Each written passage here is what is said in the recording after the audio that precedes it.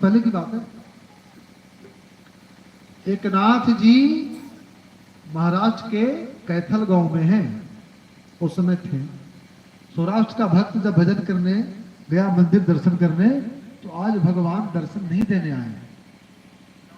चौखट पे माथा पीटने लगा, कहा कि प्रभु हमसे क्या अपराध बन गया नाथ, जो आप हमें दर्शन नहीं दे रहे।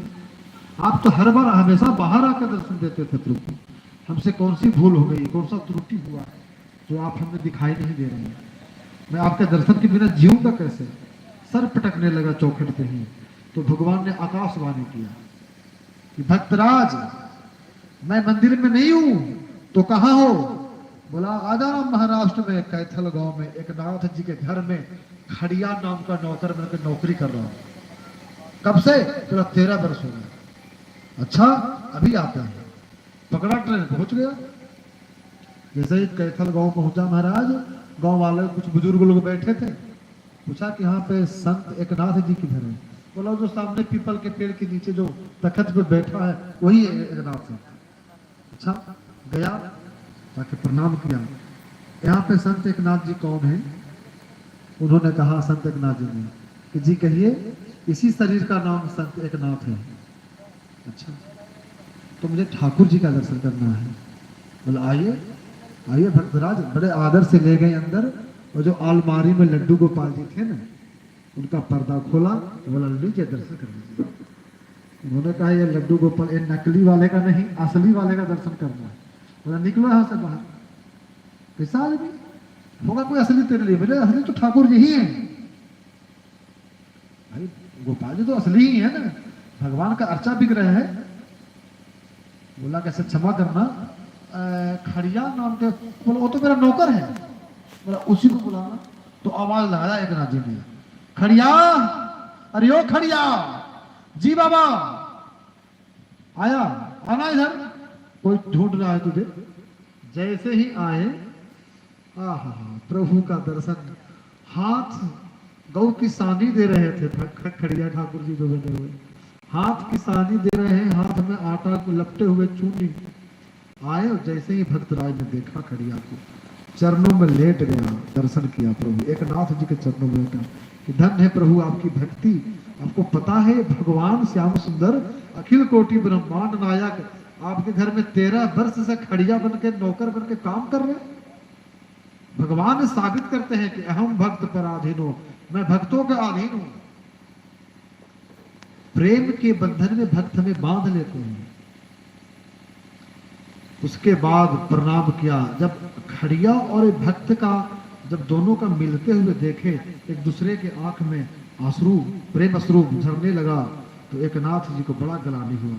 प्रभु से कहा कि प्रभु ऐसी लीला क्यों करते हो नाथ, हम जैसे मतलब बड़े बूढ़े संतों को क्यों सताते हो प्रभु, आपको क्या आवश्यकता थी ऐसी करने की। भगवान साक्षात ऐसे काम करते हैं।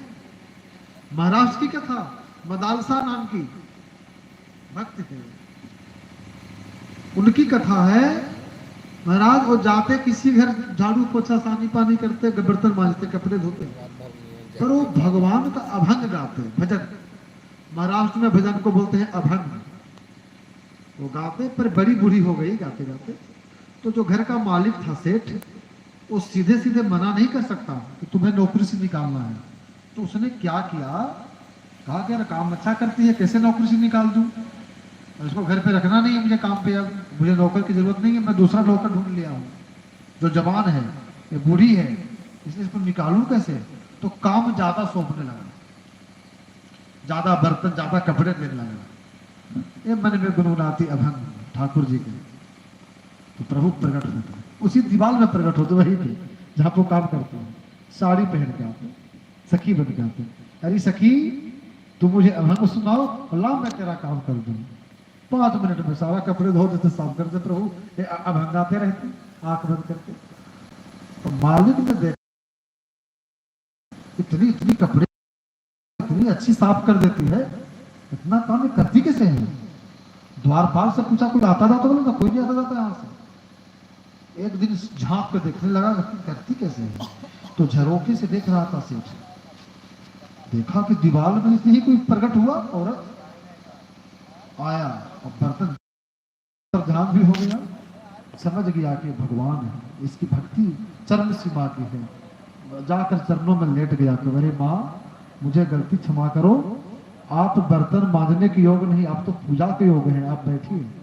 इतनी प्रभु मान बढ़ाते हैं भक्तों को, इतनी मान बढ़ाते हैं। देखिए ना भगवान राजसूय यज्ञ में, राजसूय यज्ञ में कैसी लीला की है, उस वपक्ष वो डोम जो प्रभु को एकांत में भजन करते हैं, उसको प्रभु ने कैसी मान बढ़ाया।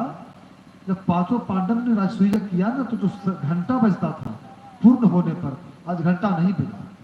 तो द्वारकाधीश से पूछे कि प्रभु क्या भूल त्रुटि हो गया यज्ञ में, घंटा नहीं बजा, शंख नहीं बजा। तो बोले कि कोई वैष्णव भक्त है जो भूखा रहे। सब लोगों ने पाया एक भक्त भूखे हैं। बोले कौन? बोले जो आपका नौकर है ना स्वपक्ष, वो। तो बोले आप लोग पांचों पांडव पालकी लेकर जाइए, उसको आदर से लेकर आइए और बढ़िया पकवान बना के पंचाली अपने हाथों से पकाए, तब जग पूर्ण होगा, तब जग पूर्ण होगा। बोला हाँ।